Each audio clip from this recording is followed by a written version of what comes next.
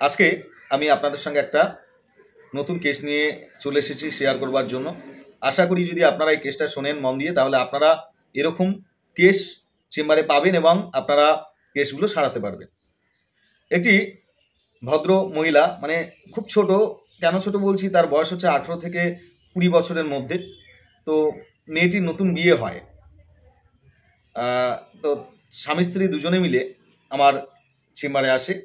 তো এসে বলছে, তার হাজব্যান্ড বলছে যে দাদা, আমার ওয়াইফের একটি ভীষণ প্রবলেম আছে। তো আমি বললাম প্রবলেমটা কি? আমি বললাম পেশেন্টকে বলতে দেন। তো আমি পেশেন্টকে যখন আমি জিজ্ঞেস করলাম যে বলো তোমার সমস্যাটা কি, তখন সেই মেয়েটি বা মহিলাটি 18, 19, 20 বছর হবে, তার বিয়ে হয়ে গেছে রিসেন্টলি। তো সে আমাকে বলে যে শুভজিৎ দা, আমি যখন খেতে বসি 2-3 গ্রাস যখন ভাত খাবো, খাওয়ার পরেই আমার বুকে ব্যথা শুরু করে। এই বুকে ব্যথার সঙ্গে সঙ্গে আমার বমি শুরু হয়। বমি, সে কি বমি, মুখ থেকে রক্ত পড়ে বমির সঙ্গে। আর মাঝে মাঝে তো খুব বুকে ব্যথা ওঠে এবং মানে হচ্ছে প্রচণ্ড ভমিটিং হয় এবং তার সঙ্গে ব্লাড আসতে শুরু করে। মানে অ্যাকচুয়ালি আমরা যদি বলি যে মহিলাটির মুখ থেকে খেতে বসলেই রক্ত উঠছে। আমি বললাম এটা সবসময় হয়? বলছে মাঝে মধ্যেই, সপ্তাহে অন্তত 2-3 বার হয়। এই নিয়ে আমরা অনেক ডাক্তার দেখিয়েছি, আজকে 2-4 বছর ধরে এই সমস্যা। অনেক ডাক্তার দেখানো হয়েছে কিন্তু কমছে না। তো আমার হাজবেন্ড তোমার কাছে নিয়ে এসেছে, তাই আসলাম। আচ্ছা আচ্ছা। তা আমি মেয়েটিকে বললাম কি কি ট্রিটমেন্ট করা হয়েছে। মেয়েটি বললো অনেক ট্রিটমেন্ট করেছি। তা আমি বললাম কতদিন আগে থেকে? বলছে আমার বিয়ে হয়েছে এই 3-4 মাস। তো এটা 2-3 বছর আগে থেকে সমস্যা। আমি বললাম বিয়ে হয়েছে 2-3-4 মাস, মানে এর অনেক আগে থেকে সমস্যা, তা বাড়ি থেকে ট্রিটমেন্ট করায়নি? তো মহিলাটি, মানে মেয়েটি খুব মন খারাপ করে বলল হ্যাঁ ট্রিটমেন্ট তো করিয়েছে কিন্তু সারছে না। তো এখন আমার 2-3 মাস ধরে বিয়ে হয়েছে, শ্বশুরবাড়ি এসে শ্বশুরবাড়িতেও একই প্রবলেম। বললাম আচ্ছা। তো আমি বললাম যে তোমার সমস্যা কি হচ্ছে? বলছে আমার সমস্যা খুব, আমার শরীর দুর্বল, আমি খেতে বসলেই আমার বুকে ব্যথা করে, মাঝে মাঝে মুখ থেকে ব্লাড আসে, বমি হয়, আমার এত শরীর দুর্বল যে শুভজিৎ দা আমি কি বলবো, সারাক্ষণ আমি বিছানায় শুয়ে থাকি, বিছানায় ঘুমাতে থাকি। বললাম আর কিছু? বলছে না, আর সেরকম আমার কোনো প্রবলেম নেই, এই প্রবলেম আমার শুভজিৎ দা, খুব শরীর দুর্বল। বললাম আচ্ছা ঠিক আছে।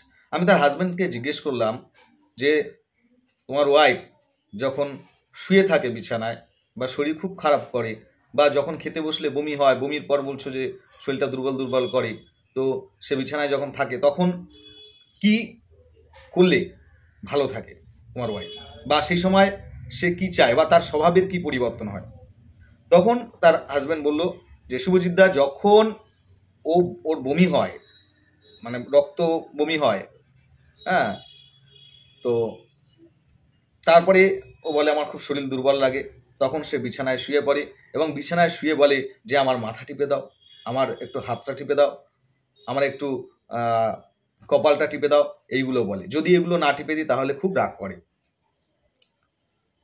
তাই আমি বললাম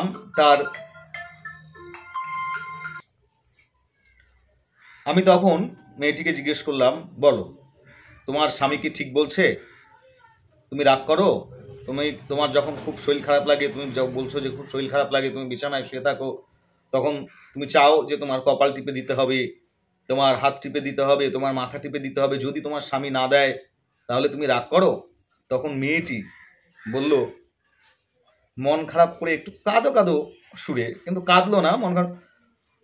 কি আর বলবো, ও তো সবসময় মিথ্যা কথা বলে।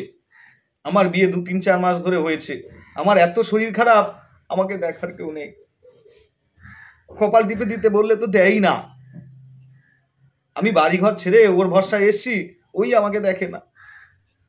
Case complete. জাস্ট এটুকুর উপর নির্ভর করে আমি পেশেন্টকে আমার সিলেক্টেড মেডিসিনের 3টে ডোজ দিয়েছিলাম এবং পেশেন্টের আজও পর্যন্ত, আজ প্রায় 10-11 মাস হয়ে গেল, আমি আজও পর্যন্ত পেশেন্ট আমার কাছে আসে, সে ওষুধ খায় এবং রিসেন্টলি তার আরেকটা সমস্যা হয়েছে, সেটাও আমি দেখছি। আজও পর্যন্ত এই 11 মাস 10-11 মাস পর্যন্ত তার আজও ভগবানের কৃপায় রক্ত বমি হয়নি।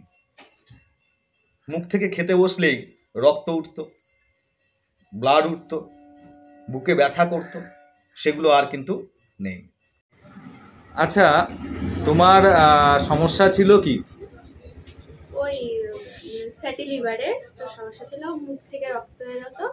তো তখন তো আমি জানতাম না যেরকম ফ্যাটি লিভার ছিল, এমনি বুকে ব্যথা করতো আর মুখ থেকে রক্ত বেরোতো।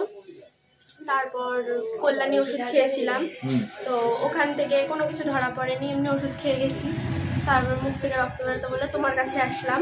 তারপর তুমি সেই আসার সাথে সাথেই একবার ওষুধ দিলে, তারপরে বললে আলট্রাসোনোগ্রাফি করতে, তারপর করলাম। তারপর তো জানা গেল ফ্যাটি লিভার, তারপর তুমি ওষুধ দিলে। মানে আমি বলছি যে তুমি তো খেতে বসলেই মাঝে মাঝে খেতে খেতে মুখ থেকে ব্লাড আসতো, রক্ত বেরোতো, আর তার সঙ্গে বুকে ব্যথা হতো। তা তোমার বুক থেকে কি তোমার বুকে ব্যথা আছে? না। তোমার মুখ থেকে কি রক্ত বেরোয়? না। এখন তুমি কেমন আছো? এখন খুব ভালো আছি, একবার ওষুধ খাওয়ার পরেই আমার এগুলো ঠিক হয়ে গেছে। এখন ভালোই আছে, এখন আর কোনো অসুবিধা নেই, একদম ঠিক তো? হ্যাঁ। তো আমি পেশেন্টকে কি দিয়েছিলাম, তো প্রথমেই আমি বলি কি কি রুব্রিক নিয়েছিলাম। মহিলাটিকে আমি জিজ্ঞেস করলাম তোমার যখন এরকম কন্ডিশন হয় তুমি কি করো?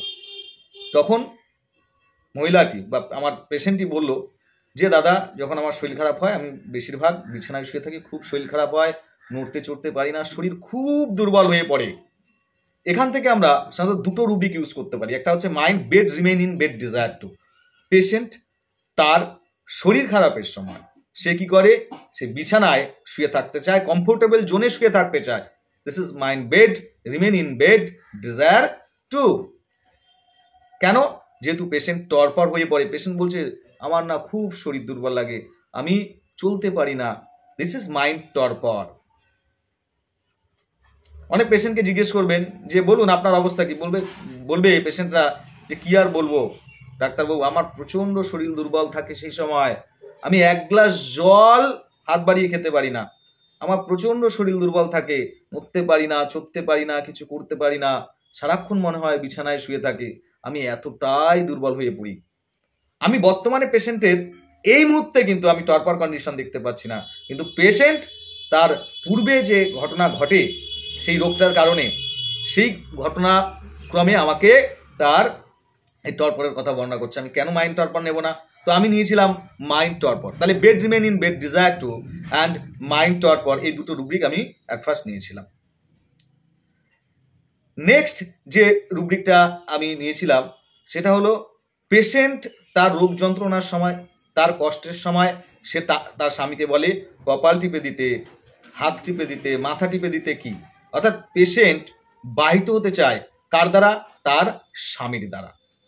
তো mind carried desire to be carried. কি বললাম? Mind carried desire to be carried, মানে মহিলাটি কি হতে চায়? তার স্বামীর দ্বারা ক্যারি হতে চায়।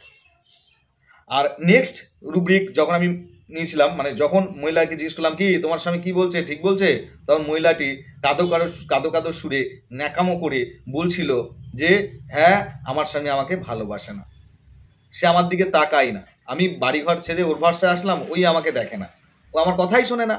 এটা হচ্ছে প্রথমত mind delusion neglected, he or she is neglected, মানে পেশেন্ট ভাবছে যে আমি নেগলেক্টেড হচ্ছি, আমাকে সে দেখছে না, ঠিক আছে, আমার দিকে নজর দিচ্ছে না। তো this is neglected, mind delusions neglected, he or she is neglected.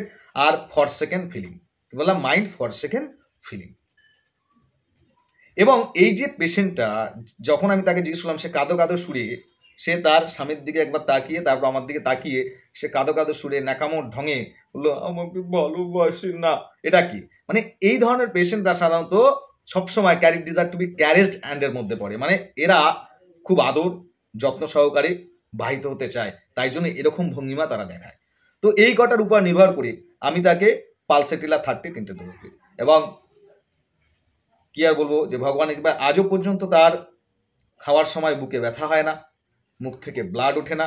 এবং আমি পরে তাকে ইউএসজি দিই, ইউএসজিতে দেখা যায় আরও এন্ডোস্কোপি বা আরও অন্যান্য রিপোর্ট করানো হয়েছিল, তো তাতে কোনো সমস্যা ধরা পড়েনি। কিন্তু আমি যখন ইউএসজি দিয়েছিলাম, তারপর তার ফ্যাটি লিভারের সমস্যা আসে, সেটাই আর কি ট্রিটমেন্ট চলছে। এবং আরেকটা নতুন সমস্যা এসছে, সেটাও চলছে, এবং পেশেন্ট এখন পুরোপুরি সুস্থ, এখন ভালো আছে। তো এটা আমার মুখের কথা না, আপনারা দেখলেন একটু আগেই যে ভিডিওতে। তো এইভাবে আমি মনে করি যে মাইন্ড টেকনিক কাজ করে, এবং তার কিছু কিছু ভিডিও আকারে আমি আপনাদের সামনে তুলে ধরছি। তো আজ এ পর্যন্ত, নেক্সট ভিডিওর জন্য সবাই অপেক্ষা করুন, ভালো থাকবেন।